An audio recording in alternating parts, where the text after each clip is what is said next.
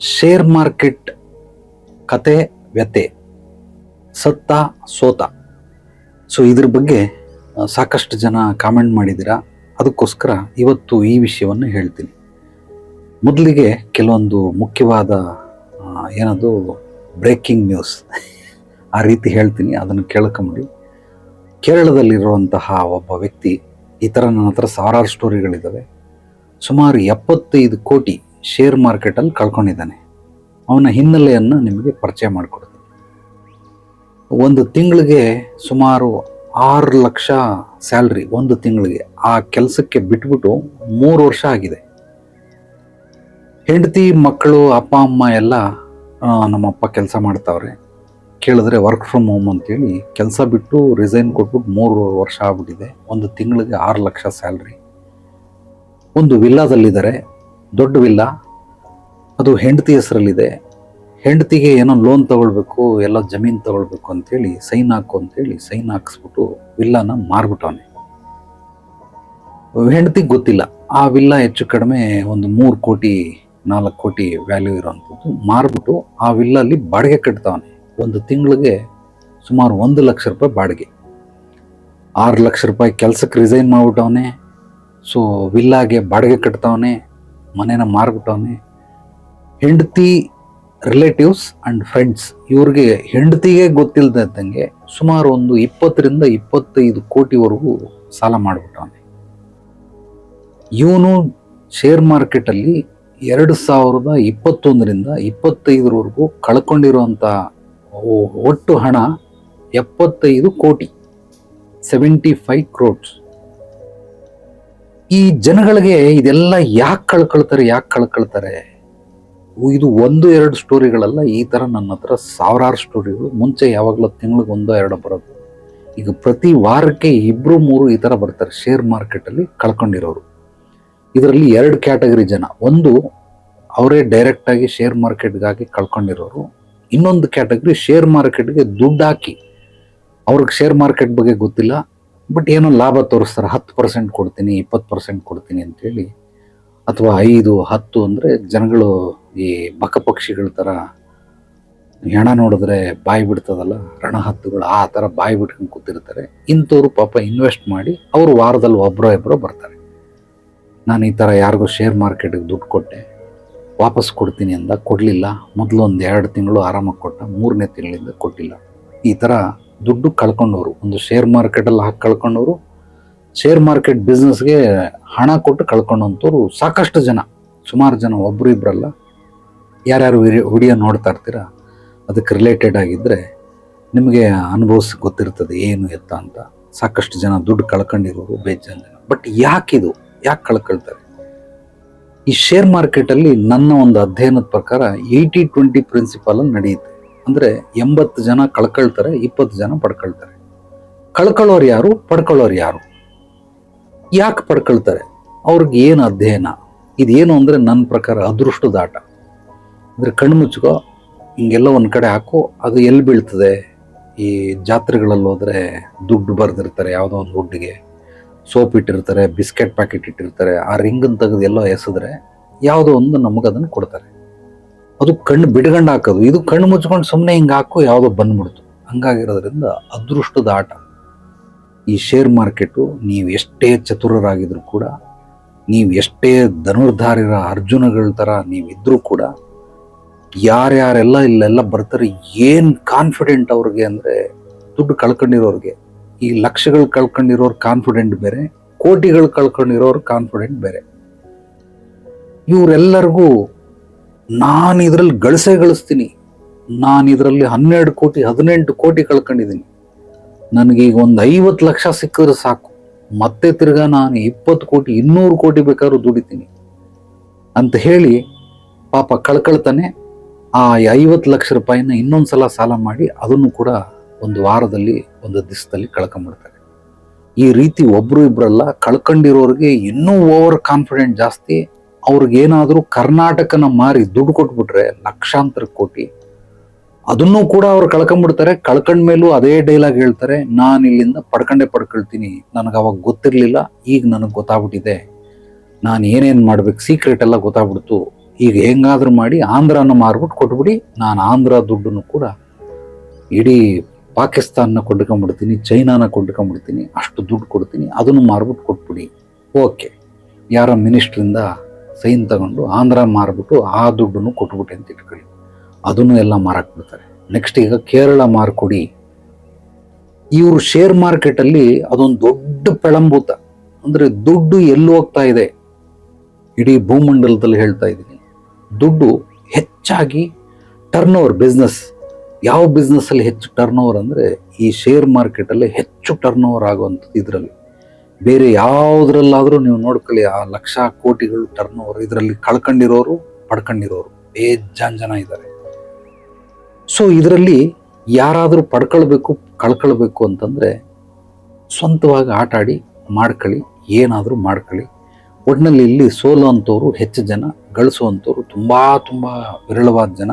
80-20 ಅಂತ ನಿಮ್ಗೆ ಅರ್ಥ ಆಗಲಿ ಅಂತ ಹೇಳ್ತಾ ಇದ್ದೀನಿ. ಇದರಲ್ಲಿ 80-20 ಇಲ್ಲ, ಓನ್ಲಿ 3 to 7% ಪಡ್ಕೊಳ್ತಾರೆ. ಇನ್ನು ಮಿಕ್ಕಿದ್ದು 93 to 97% ಅಷ್ಟು ಕಳ್ಕೊಳ್ತಾರೆ. ಇಲ್ಲಿ ಗೆಲ್ಲೋರು ಕೇವಲ 3% ಮಾತ್ರ. ಇದು ನನ್ನ ವೈಯಕ್ತಿಕ ಅಧ್ಯಯನ. 3 to 7% ಅಷ್ಟೇ ಗೆಲ್ಲೋದು, ಇನ್ನು ಮಿಕ್ಕಿದವ್ರು ಯಾರು ಗೆಲ್ಲೋದಕ್ಕೆ ಸಾಧ್ಯವಿಲ್ಲ. ಏನಿದ್ರ ಮರ್ಮ?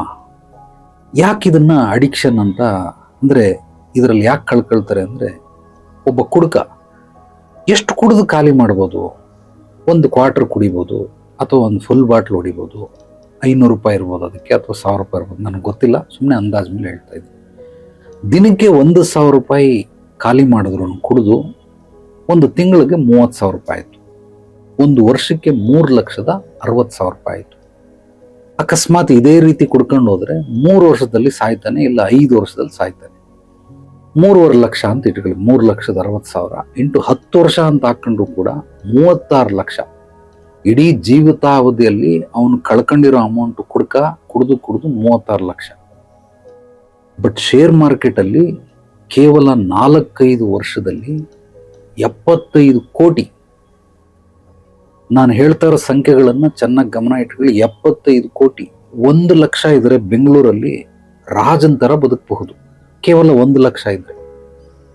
1 ಕೋಟಿ ಇದ್ರೆ 100 ತಿಂಗಳು ಬದುಕಬಹುದು. 100 ತಿಂಗಳು ಅಂದ್ರೆ ಹೆಚ್ಚು ಕಡಿಮೆ 10 ವರ್ಷ ಅಂತ ಇಟ್ಕೊಳ್ಳಿ.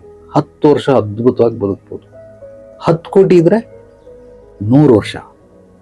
ಇನ್ನು 75 ಕೋಟಿ ಇದ್ರೆ 750 ವರ್ಷ ಬದುಕಬಹುದು. ಅಂದ್ರೆ ಕೆಲಸನೇ ಮಾಡೋದ್ ಬೇಕಾಗಿಲ್ಲ, 10 ತಲೆಮಾರು ಕುತ್ಕೊಂಡು ತಿನ್ಬೋದು. ಅಷ್ಟನ್ನ ಕೇವಲ ಅವನು 5 ವರ್ಷದಲ್ಲಿ ಕಳೆದ್ಬಿಟ್ಟವನು. ಈಗ ದುಶ್ಚಟ ಅಂದ್ರೆ ಯಾವುದು? ಕುಡಿಯೋದ ಅಥವಾ ಇಸ್ಪೀಟ್ ಆಡೋದ? ಇಸ್ಪೀಟ್ ಆಡೋದು ಕಳ್ಕೊಳ್ತಾರೆ. 100 ರೂಪಾಯಿ ಕಟ್ತಾನೆ, 500 ರೂಪಾಯಿ ಕಟ್ತಾನೆ, 1000 ರೂಪಾಯಿ ಕಟ್ತಾನೆ, 5,000, 10,000, ಲಕ್ಷ ರೂಪಾಯಿ ಕಟ್ತಾನೆ. ಒಂದಿನದಲ್ಲಿ ಲಕ್ಷ ಕಳ್ಕೊತಾನೆ. 30 ಲಕ್ಷ ಕಳೆದ್ಬಿಟ್ಟ. ಎಷ್ಟು ಕಳೀತಾನೆ? 30 ಲಕ್ಷ ಎಲ್ಲಿಂದ ಬಂತು? ಏನೋ ಆಸ್ತಿ ಪಾಸ್ತಿ ಇರೋದನ್ನೆಲ್ಲ ಮಾರ್ಕೊಂಬತ್ತಾನೆ, ಒಡವೆ ಇರೋದನ್ನೆಲ್ಲ ಮಾರ್ಕೊಂಬತ್ತಾನೆ. ಎಲ್ಲ ಖಾಲಿ ಆದ್ಮೇಲೆ ಸುಮ್ಮನೆ ಆಗ್ಬಿಡ್ತಾನೆ. ಬಟ್ ಸಾಲ ಮಾಡೋದಕ್ಕೆ ಹೋಗೋದಿಲ್ಲ ಇಸ್ಪೀಟ್ ಆಡೋರು ಕೂಡ. ಅವರು ಮಾಡ್ತಾರೆ, ಇಲ್ಲ ಅಂತಲ್ಲ. ಬಟ್ ಈ ರೀತಿ 75 ಕೋಟಿ ಸಾಲ ಮಾಡಿ ಕಳ್ಕೊಂಡಿರೋರು ಇಸ್ಪೀಟಲ್ಲಿ ನಾನು ಇದುವರೆಗೂ ಯಾರನ್ನು ಕೇಳಿಲ್ಲ. ಆದರೆ ಶೇರ್ ಮಾರ್ಕೆಟಲ್ಲಿ 100 ಕೋಟಿ ಮೇಲೆ ಕೇಳಿದ್ದೀನಿ. 112 ಕೋಟಿವರೆಗೂ ಇದುವರೆಗೂ ನಾನು ಕಳ್ಕೊಂಡಿರೋರನ್ನ ನನ್ನ ಹತ್ರ ಬಂದಿದ್ದಾರೆ ಕೌನ್ಸಿಲಿಂಗ್ಗೆ. ಅದನ್ನು ಹೆಂಗೆ ಹಿಂಪಡೆಯೋದು, ಏನು ಎತ್ತ ಅಂತ. ಅದಕ್ಕೆ ನನ್ನ ಒಂದು ಅನುಭವದಲ್ಲಿ 112 ಕೋಟಿ ಕಳ್ಕೊಂಡಿದ್ದಾನೆ 3 ವರ್ಷದಲ್ಲಿ. ಈ ರೀತಿ ಎಲ್ಲ ಕಳ್ಕೊಳ್ತಾ ಇರ್ತಾರಲ್ಲ, ದುಶ್ಚಟಗಳಂದ್ರೆ ಯಾವುದು? ಕೆಲವ್ರಿಗೆ ಹೆಣ್ಮಕ್ಳು ಸವಾಸ ಇರುತ್ತೆ. ಎಷ್ಟು ಕಳ್ಕೊತಾರೆ ಹೆಣ್ಮಕ್ಳು ಸವಾಸದಿಂದ? ಸೊ ಏನೋ ದೈಹಿಕ ಚಪಲವನ್ನು ತೀರಿಸ್ಕೊಳ್ಳೋದಕ್ಕೆ 1,000 ರೂಪಾಯಿ, 5,000, 10,000, 50,000, 1 ಲಕ್ಷ, ಇಲ್ಲ 5 ಲಕ್ಷ, 10 ಲಕ್ಷ. ಅವನ ಇಡೀ ಜೀವಿತಾವಧಿಯಲ್ಲಿ 4-5 ವರ್ಷದಲ್ಲಿ ಎಷ್ಟು ಕಳೆದಿರ್ತಾನೆ? ಎಲ್ಲ ಕೌಂಟ್ ಮಾಡಿದ್ರು ಕೂಡ ಎಲ್ಲ ದುಶ್ಚಟಗಳಿಗಿಂತ ಇದು ಬೆಳಂಬೂತ.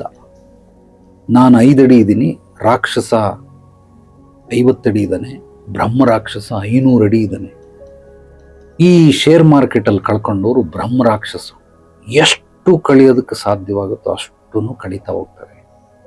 ಇದು ಯಾಕೆ ಹೀಗೆ? ಬರುವಂಥವ್ರನ್ನ ಅಷ್ಟೋ ಜನನ ಕೌನ್ಸಿಲಿಂಗ್ ಮಾಡಿದ್ದೀನಿ. ಸ್ಟಾರ್ಟಿಂಗಲ್ಲಿ ನಾನು ಜಾಸ್ತಿ ಗಮನ ಕೊಡ್ತಾ ಇರಲಿಲ್ಲ.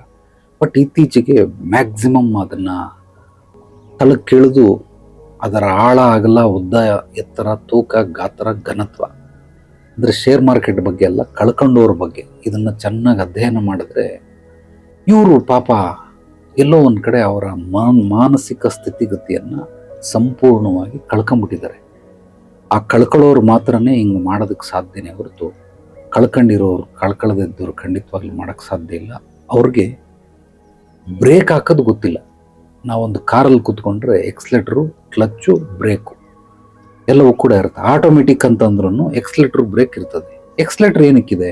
ಮುಂದೆ ಹೋಗೋದಕ್ಕೆ. ಎಷ್ಟು ಸ್ಪೀಡ್ ಓಡಿಸ್ಬೋದು? ಒಂದೊಂದು ಕಂಟ್ರಿಲಿ, ಒಂದೊಂದು ನಾಡಲ್ಲಿ, ಒಂದೊಂದು ದೇಶದಲ್ಲಿ ಒಂದೊಂದು ಸ್ಪೀಡ್ ಹೋಗ್ಬೋದು. ಅಡ್ಡ ರಸ್ತೆಯಲ್ಲಿ ಒಂದು ಸ್ಪೀಡ್ ಹೋಗ್ಬೇಕಾಗತ್ತೆ, ಮುಖ್ಯ ರಸ್ತೆಯಲ್ಲಿ ಒಂದು ಸ್ಪೀಡ್ ಹೋಗ್ಬೇಕಾಗತ್ತೆ, ಹೈವೇಲಿ ಒಂದು ಸ್ಪೀಡ್ ಹೋಗ್ಬೇಕಾಗತ್ತೆ. ಆ ಸ್ಪೀಡ್ ಓಡ್ಸೋಕ್ಕೆ ಅಂತಾನೆ ಎಕ್ಸ್ಲೇಟರ್ ಇರೋದು. ಆ ಲಿಮಿಟ್ ಏನಿದೆ ಸ್ಪೀಡು, ಅದಕ್ಕಿಂತನೂ 3 ಪಟ್ಟು ಕಾರ್ಗೆ ಕೆಪಾಸಿಟಿ ಇದೆ. ಅದೇ ಥರ ಬ್ರೇಕ್ ಯಾವಾಗ, ಏನಕ್ಕಿದೆ ಬ್ರೇಕು? ಬ್ರೇಕ್ ಹಿಡಿಯೋದನ್ನ ಕಲ್ತ್ಕೊಳ್ಬೇಕು, ಬಟ್ ಕಲ್ತ್ಕೊಳ್ಳಲ್ಲ. ಎಕ್ಸ್ಲೇಟರ್ ಮೇಲೆ ಕಾಲಿಟ್ಬಿಟ್ಟವನೆ, ಯಾರ್ಯಾರು ಎದುರುಗಡೆ ಬರ್ತಾವ್ರು ಎಲ್ಲ ಹೊಡ್ಕೊಂಡು ಹೋಯ್ತಾವನು. ಕಾರ್ ಬಂತು ಹೊಡೆದ, ಬಸ್ ಬಂತು ಹೊಡೆದ, ಟ್ರೈನ್ ಬಂತು ಹೊಡೆದ, ಎಲ್ಲಿ ಬದುಕಿರ್ತಾನೆ? ಯಾಕೆ ಬ್ರೇಕ್ ಮೇಲೆ ಕಾಲಿಟ್ಟಿಲ್ಲ? ಬರೀ ಎಕ್ಸ್ಲೇಟರ್ ಮಾತ್ರ ವರ್ಕ್ ಆಗ್ತಾ ಇದೆ, ಬ್ರೇಕ್ ಯಾಕೆ ವರ್ಕ್ ಆಗ್ತಾ ಇಲ್ಲ? ಸೊ ಎಕ್ಸ್ಲೇಟ್ರು, ಬ್ರೇಕು ಇದೆರಡನ್ನ ಮನುಷ್ಯ ಉಪಯೋಗಿಸೋದು ಕಲಿಸ್ಕೊಳ್ಬೇಕು.